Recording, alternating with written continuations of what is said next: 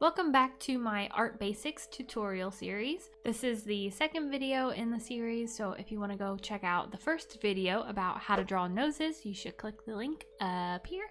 In this video, we are going to cover lips and mouths. Mouths? Ugh, I don't like that word. We're just gonna say lips. Before we get into the actual drawing part, I want to briefly go over the different parts of the lips just to help you understand why certain shapes are formed and where. I promise this will definitely help later when doing like shading and different lines and stuff, so just stick with me. So first we have this little like ball thing that's like in the middle of your top lip. You can kind of feel it, it like dips down a little bit. This is called the tubercle. It's a weird word, but we're just gonna go with it. So the tubercle forms the dip in the lip line, so like down in the little line of your lip in the middle, and it helps form the highlight of the top lip. Next we have the philtrum, which comes off of your nostrils and forms the top shape of your lip. So that little dip in like right in the middle of your lip at the very top, that's formed by the philtrum.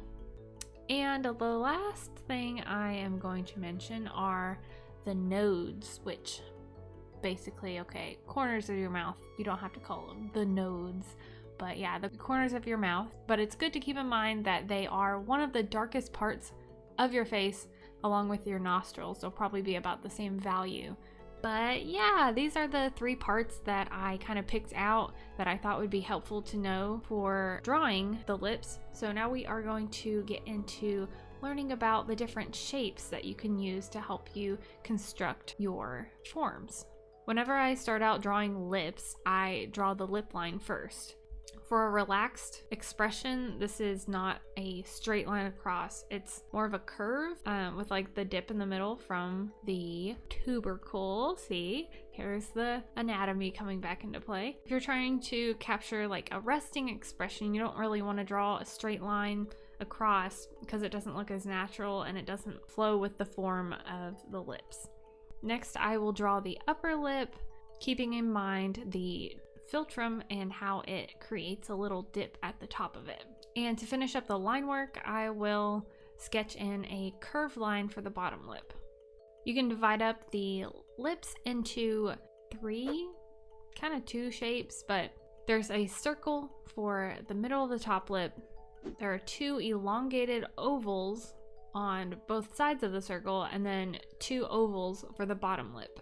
Drawing these shapes on a new layer can help you understand where your shading is supposed to go. What I'm going to do is completely shade in the top lip on a new layer. You want to keep in mind that most of the time the top lip is darker than the bottom lip because it doesn't catch as much light. Using these shapes, we're going to shade in on the bottom part of each shape. So I'm going at the bottom of the circles, just shading in that part, shading in the bottom of the ovals. Any spot that does not have the shape, I will shade as well. So when I take away these shapes, you have basically where the shadows are going to form. It's not perfect right now, but it gives me a good base to start out with. So I'm going to clean this up a little bit so you can see kind of like what it would look like when I was finished. I guess I didn't do this, but you can start out drawing the lip line and then drawing the shapes to form the different like curves of the top lip and the bottom lip, and then do your shading. This is just the way I prefer to do it, I guess, because I've drawn a lot of lips. Now we're going to take a look at a profile view of some lips. I've already sketched this one out ahead of time, but we're just going to briefly go over this. One thing to keep in mind when you are drawing lips in profile is the different angles.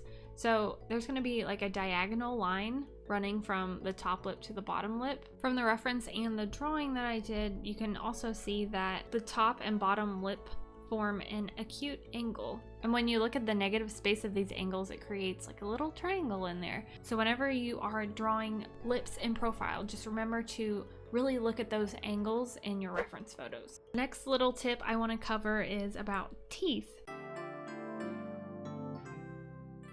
Here's a little example that I did where I used really dark lines. Adding too much detail with these dark lines can be distracting and even a little bit creepy like these. Here's another example where I lightly sketched in the teeth and I didn't draw each individual tooth. It's best to imply the shapes with light lines and shadows rather than getting into too much detail. This one would be for more of a realistic kind of style. In my style, I tend to overly simplify the teeth, but that's what I'm going to go into next. Stylized examples using my own artwork. So these two drawings are from the front view. It's good to play around with a lot of different thicknesses and shapes to add variety to your characters. So in this first character, her lips are a little bit more full versus the one at the bottom, her lips are thinner. Even though my characters are stylized, I still keep the anatomy in mind. So here I don't draw the philtrum coming down from the nostrils, but you can see that it's implied by the top lip where it dips down and it matches up with the nostrils. Here are a couple characters in 3/4 view.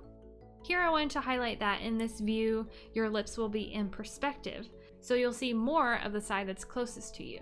It helps to start out by drawing an elongated V shape for the lip line and to map out where the center of the lips would be. This helps you see that one side is going to be longer than the other.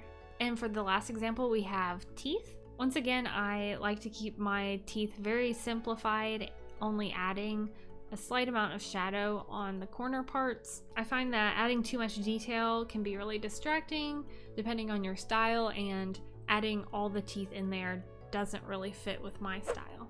Now I'm going to show you a little exercise you can do to help you study references. We kind of did this one in the last video about noses, but I'm briefly going to go over what I did for this one. I picked 3 colors and mapped out the different shapes that form the lips. Most important one to look for is the tubercle, because you can see where that slight shadow forms that circular part of your top lip. Another good indicator is where the lip line dips in. A lot of these examples do a great job of showing how the bottom lip is divided into 2 circles, because you can see the split in the middle and where the shadows form there. I suggest not skipping this kind of exercise before you actually start practicing your lips, because it will really help you observe your references better. Now I'm going to work on a little bit of practice of my own.